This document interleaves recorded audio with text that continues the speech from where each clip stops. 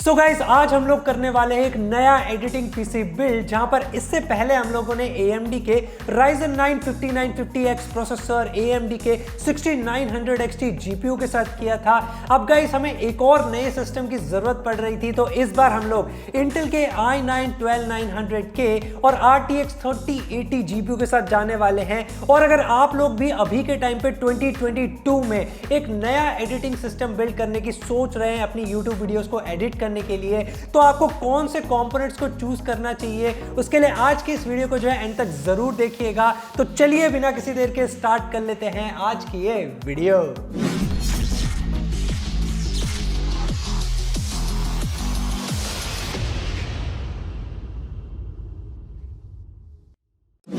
तो दोस्तों प्रोसेसर में आज हम लोग इंटेल का i9-12900K यूज कर रहे हैं। 16 कोर 24 थ्रेड का ये प्रोसेसर होने वाला है 5.2 गीगाहर्ट्ज की क्लॉक फ्रीक्वेंसी के साथ। अब यहाँ पे इतने पावरफुल प्रोसेसर को रन करने के लिए हमने एक काफी पावरफुल मदरबोर्ड भी चूज करा है, ASRock का Z690 Taichi, जिसका अगर आप लोगों ने डेडिकेटेड रिव्यू नहीं देखा है तो गाइज यहाँ पे आई बटन पे क्लिक करके आप लोग चेकआउट कर सकते हो। अब यहाँ पे ये जो प्रोसेसर है वो बहुत गर्म भी होता है, अराउंड 250 वॉट का इसका पावर कंजप्शन है। तो गाइस टेम्परेचर्स को कंट्रोल में रखने के लिए यहाँ पे हमने ऑरस की साइड में उनका water force X360 liquid cooler भी यहाँ पे इस्तेमाल करा है, ताकि हम लोग जो है इस प्रोसेसर से बेस्ट टू बेस्ट परफॉर्मेंस यहाँ पे आउटपुट ले सके। अब यहाँ पे गाइस हमारे जितने भी एडिटिंग के सॉफ्टवेयर है वो आप लोगों को पता होगा कि रैम के हमेशा भूखे रहते हैं, वो जितनी भी रैम उनको दे दो हमेशा कम ही पड़ती है। तो यहाँ पे इसलिए हम लोग ऑरस की साइड में उनकी 32 GB की DDR5 किट के साथ गए हैं 5200 मेगाहर्ट्ज की फ्रीक्वेंसी के साथ। हालांकि ये फिलहाल फिर भी कम है, बट लेटर ऑन इसको हम लोग जो है यहाँ पे इंक्रीज कर लेंगे। तो अभी हमारा काम इससे बन जाएगा।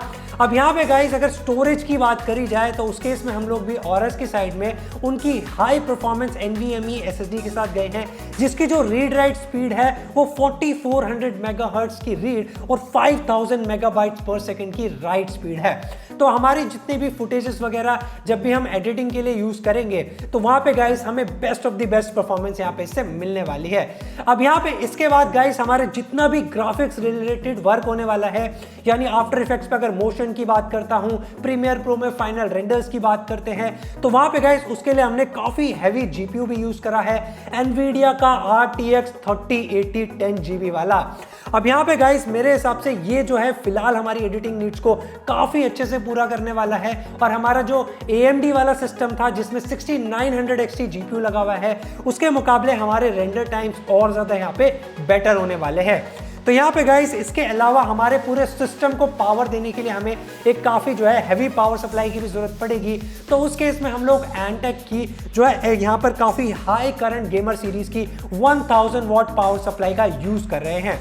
तो गाइस ये मोर देन सफिशिएंट होने वाला है हमारे सिस्टम को पावर देने के लिए। अब यहाँ पे इन सारे कंपोनेंट्स को फिट करने के लिए हमें एक काफ़ी हैवी केस की भी ज़रूरत पड़ेगी। तो उस केस में हम यहाँ पे कूगर के ब्लेजर के साथ जा रहे हैं, जिसका हमने चैनल पे डेडिकेटेड रिव्यू भी डाला हुआ है। अगर आप लोगों ने नहीं देखा है तो जाके आप लोग चेकआउट कर सकते हो।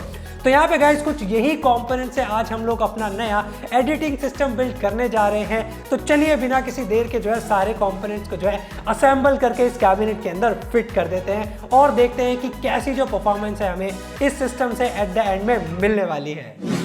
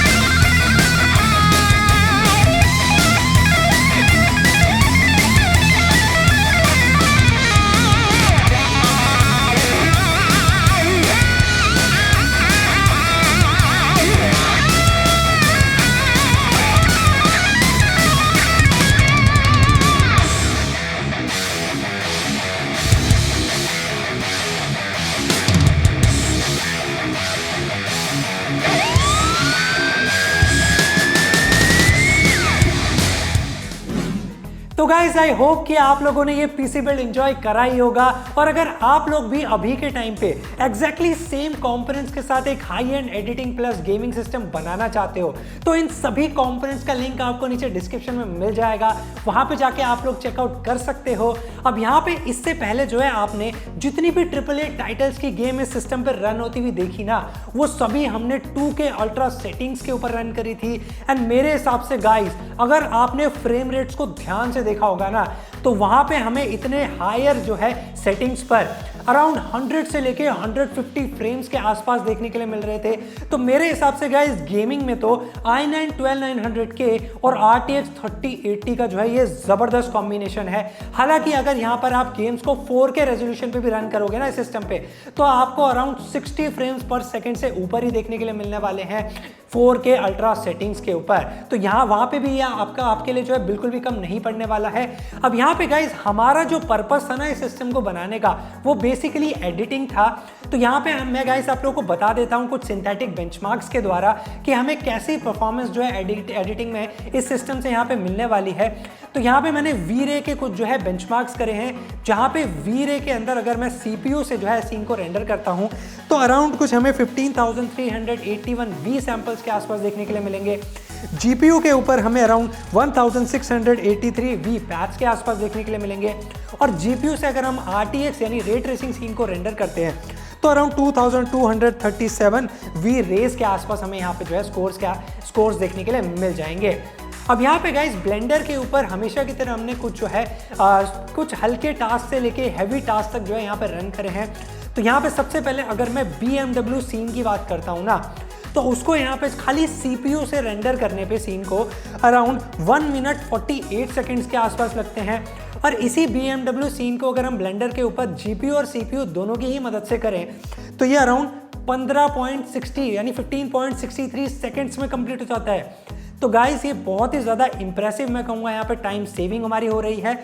इसके अलावा अगर हम थोड़ा सा हैवी क्लासरूम सीन की ओर चलें तो वहाँ पे CPU के ऊपर इस सीन को रेंडर करने पे अराउंड 4 मिनट 25 सेकंड के आसपास लग रहे हैं। और CPU GPU दोनों की ही हेल्प से इस सीन को रेंडर करा जाए तो अराउंड 31 सेकंड्स के आसपास अगेन सीन रेंडर हो जाता है कंप्लीटली।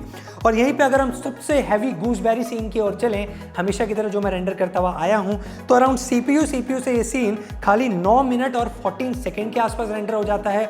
और वहीं पर अगर हम दोनों की हेल्प लें तो ये सीन अराउंड 2 मिनट 34 सेकेंड्स में ही कंप्लीट हो जाता है। तो मेरे हिसाब से तो गाइस आप लोग भी देख सकते हो कि रेंडरिंग में बहुत ही ज़्यादा इंप्रेसिव हमें यहाँ पे रिजल्ट्स देखने के लिए मिल जाते हैं। हालांकि यहाँ पे इससे पहले हमने जब AMD का सिस्टम बनाया था XY70 मदरबोर्ड के ऊपर 5950X AMD का top and 6900 XT graphics card, वहाँ पे हमें इतने अच्छी जो है टाइम सेविंग नहीं हो रही थी जो है ब्लेंडर के ऊपर, या फिर अगर मैं प्रीमियर प्रो आफ्टर इफेक्ट्स की बात करता हूँ उन सभी सॉफ्टवेयर्स पे थोड़ा सा वो ज़्यादा टाइम ले रहा था एनवीडिया के कार्ड के मुकाबले। बट गाइज यहाँ पे आप मेरे हिसाब से जितने भी हमारे प्रोजेक्ट्स होने वाले हैं, चाहे फुल HD से लेके 2K है, 4K है या 6K है, तो हमें काफ़ी ज़्यादा राहत मिलने वाली है टाइम सेविंग में इस सिस्टम से। तो हमने बनाया भी ये इसीलिए था। तो यहाँ पे गाइस अगर मैं बात करता हूँ पूरे सिस्टम की कॉस्ट की तो वो आपको जो है नीचे डिस्क्रिप्शन में मिल जाएगी, क्योंकि गाइस मैं खाली आपको एक अमाउंट ऐसे बता दूँ तो क्या है कि ना टाइम टू टाइम वो यहाँ पे अपडेट होता रहता है, उसमें चेंजेस आते रहते हैं, क्योंकि ग्राफिक्स कार्ड के जो प्राइस है वो बहुत ज़्यादा वेरी कर रहे हैं। बट फिर भी मैं एक एस्टिमेट दे देता हूँ, अराउंड इस सिस्टम को बनाने में कुछ 3 लाख रुपए के आसपास हमारा खर्च हुआ है।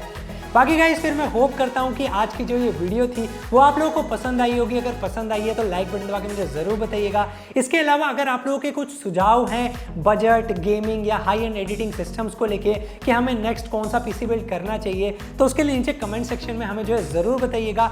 साथ ही साथ अगर आपको जो है पीसी से रिलेटेड कोई प्रॉब्लम आ रही है तो आप हमारे इंस्टाग्राम एंड फेसबुक को भी जो है फॉलो करना बिल्कुल भी मत भूलिएगा। साथ ही साथ इस चैनल को भी सब्सक्राइब कर दीजिएगा और बेल आइकन को हिट कर दीजिएगा, ताकि नेक्स्ट टाइम जब भी हम लोग वीडियोस लेकर आए तो आप लोगों को मिले नोटिफिकेशन मिले सबसे पहले।